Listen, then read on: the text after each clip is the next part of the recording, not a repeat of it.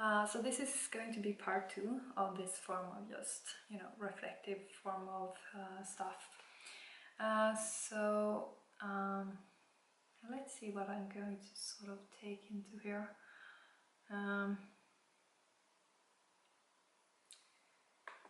Let's see here.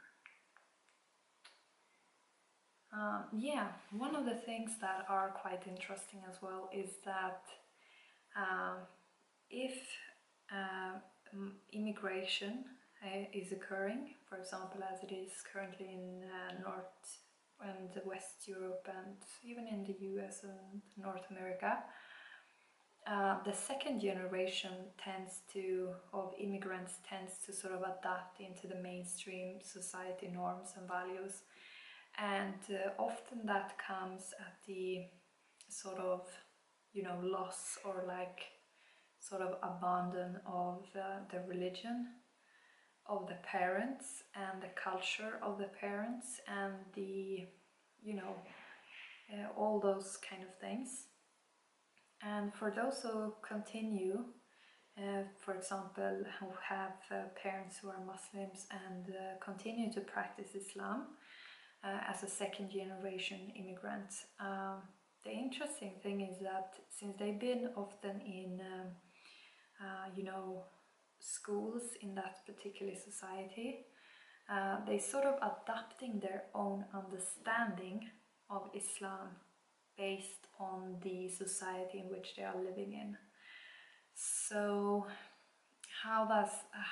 what does that really make for a difference?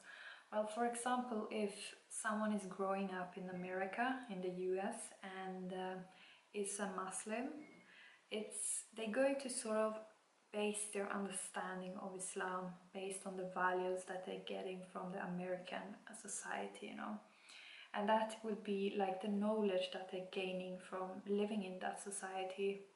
And it's not to say that that is a better knowledge than what they would have had in any other country across the world. It's just to say that that knowledge is going to be from that specific place, and it's going to influence the way that they are perceiving the religion. And it's also more or less likely that most individuals will questioning their religion more, and also to sort of move into individualized and privatized form of practice and habits. So, because if you're living, for example, I have grown up in a Christian sort of society, and when I grew up, there was not that much questioning about the practices and stuff, because it was just the context of that society, but if you moving into another society context where it's not Christian majority, and you have another exposure to some other forms of values and religions, you're probably going to re-evaluate what you actually sort of are understanding to be the form that and the way that you're perceiving the reality to be, and what is the truth for you, So what sort of is happening is that a lot of people are questioning more their religion. They're questioning, why is this saying like this? And also this, as I mentioned in the past video about the culture aspect. Why are we doing this culture practice? Is it really part of my religion, And can I sort of take apart religion away from culture, and apply, because the culture that you are living in, maybe the mainstream of the society in which you are in, is going to influence you.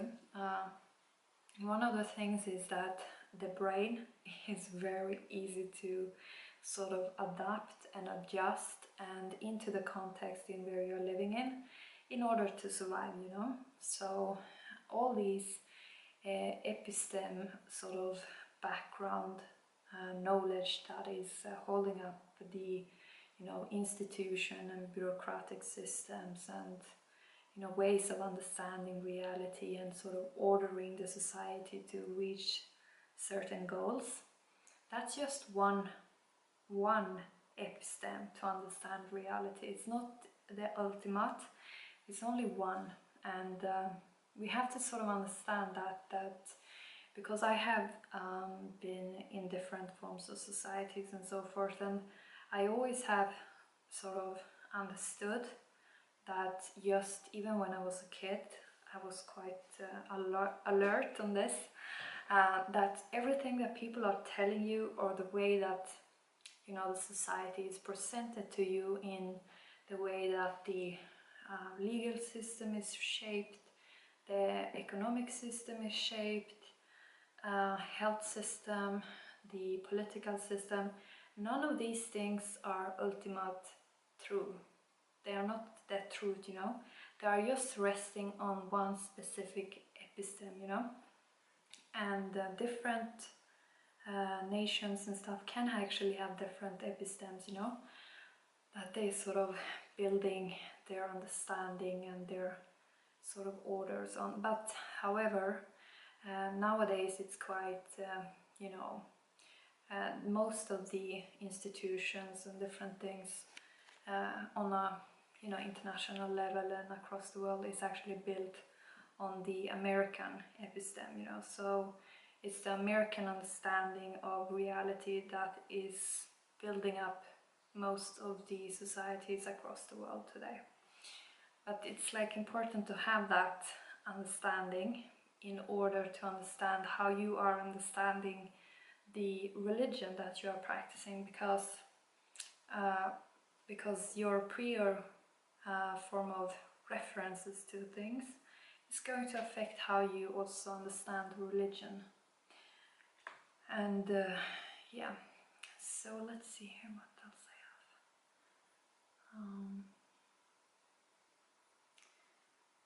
have.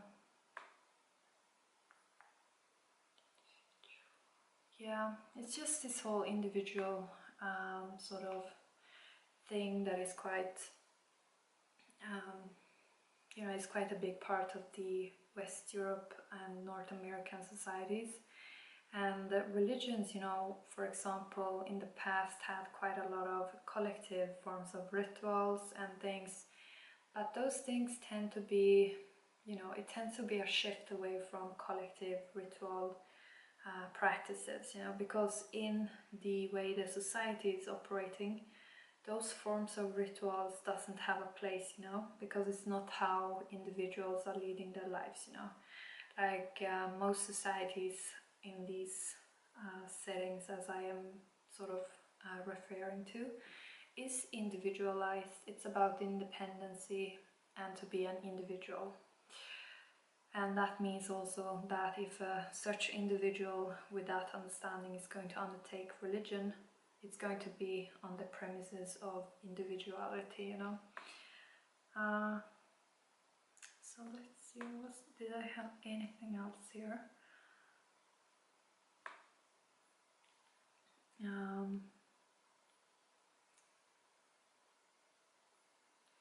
Yeah, actually I think I sort of processed all these things that I had gone over here, and let's see if there was anything else. Yeah, but if you're like interested in, you know, immigration and how immigration affects the religious practice, I would, you know, I wouldn't say that this book is giving the full holistic form of perspective, because it doesn't mention the episteme that the Canada society is sort of building its form of, you know, knowledge and its bureaucratic institutions and the society-related institution upon, but it's just referring to the immigration and as a minority, you know. And this is also one of the problems, actually, because if you're coming as an immigrant and you perceiving yourself as a minority, you know, like to the majority, then there could be some factors that actually are playing out in the sense that you will go about and adapt into the mainstream religion and the mainstream, you know, culture and whatever in order to gain social status. This was actually, in this book it was mentioned that individuals who have migrated to Canada from India, they were sort of, and they were like Hindus in a religious sense. They actually adapted into Christianity only because they wanted to gain social status in the new society, in like relation to the ones who they perceive to have most status in that society. And I think again important, you know, here to sort of separate religion from social status, you know, because I have, for example, lived in United Arab Emirates, and the, you know, the majority of the local population there is Muslims, and they have quite high social status, you know. But if you are perceiving your own status in relation to which religion is giving higher status, that's not really making sense, because in order for you to practice a religion, you sort of have to believe in some underlying episteme of that religion, you know, and in the values and things that coming along with that religion. So I mean, this whole thing about capitalism and like financial means and having financial resources at hand, that's like one thing. I mean, it's not the goal for every single individual, like on an ultimate, you know, goal of life to actually just have an accumulated amount of money, because what are you going to do with that money if you sort of gained a lot of money and it was causing a lot of harm upon other people while you were gaining it? It's going to cancel out any good thing that you possibly could do with that money. And so yeah, so I think it's also one of the key points in many religions is that, you know, material wealth that you can get through financial, you know, abundance is not the, it's not the goal of life. You have like a higher formal goal that comes along with the understanding of religions and stuff. So yeah, let's see here. But one of the things that I actually have found in Sweden, because, you know, since I'm wearing a hijab, a lot of people in Sweden, they think that I am a refugee from Syria, and they also think that I am from Russia.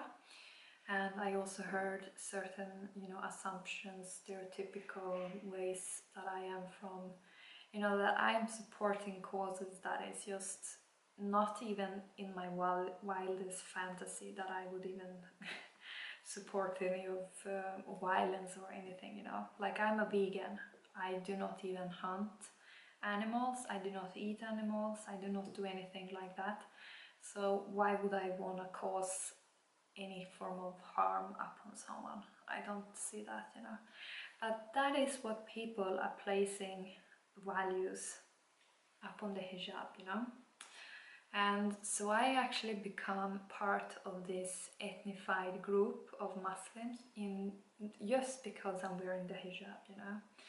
And I must think that, or like I am assuming that it's not just me who getting those forms of projections and forms of reactions to me.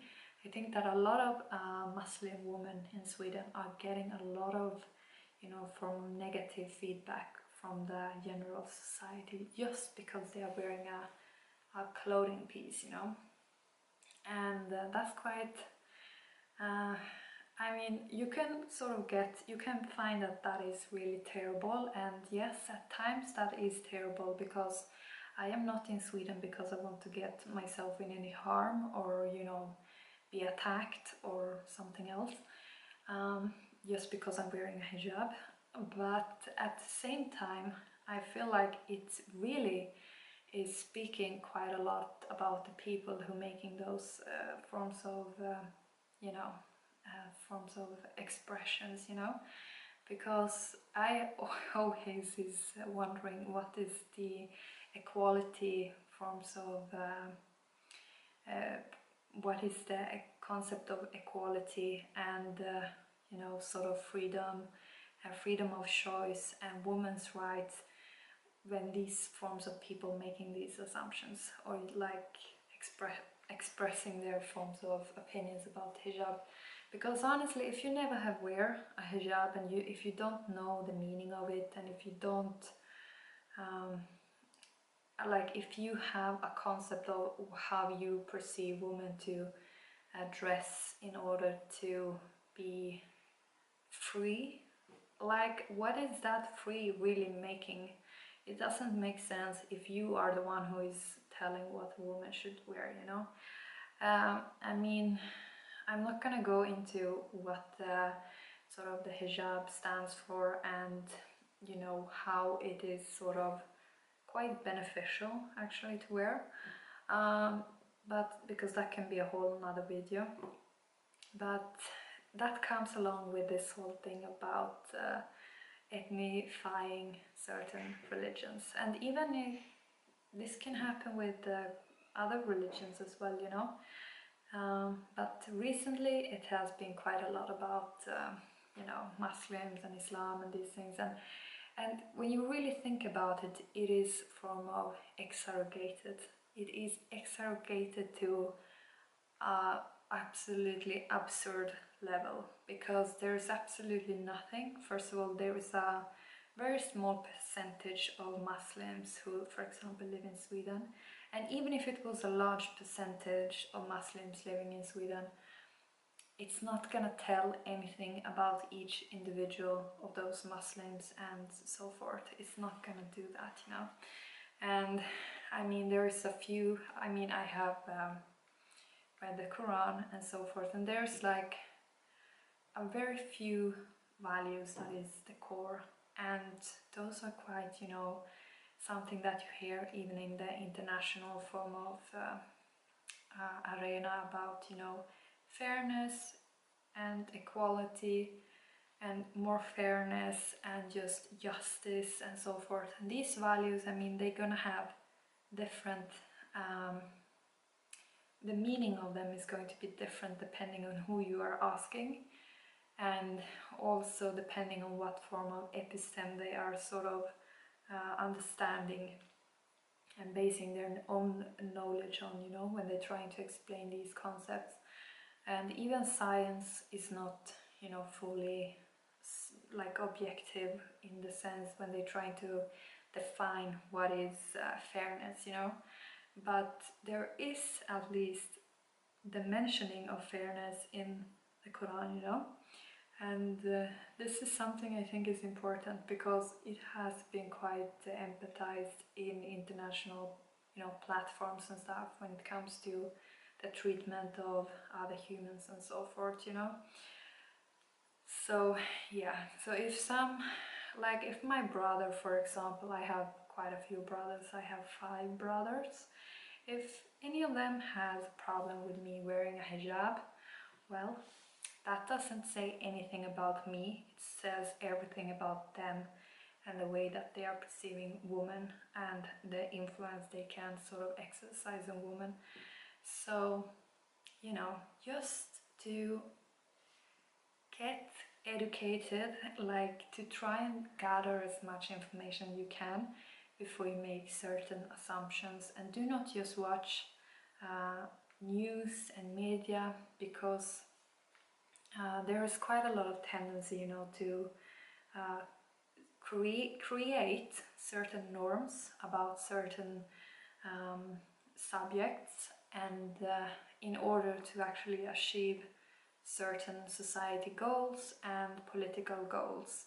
So whenever there is some norm that is sort of, you know, sort of pressed on to a society, always ask why.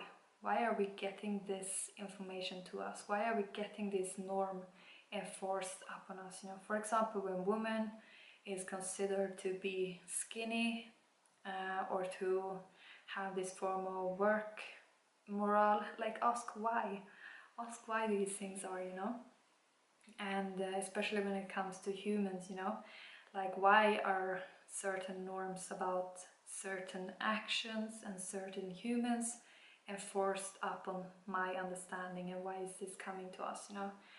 Because politicals and so forth, they have interest, you know, and one very simple way of affecting humans in the way that they are understanding their reality is to create collective norms, and based on those, individuals are going to act based on those premises, and it's going to take expression in stereotypical assumptions and so forth, you know.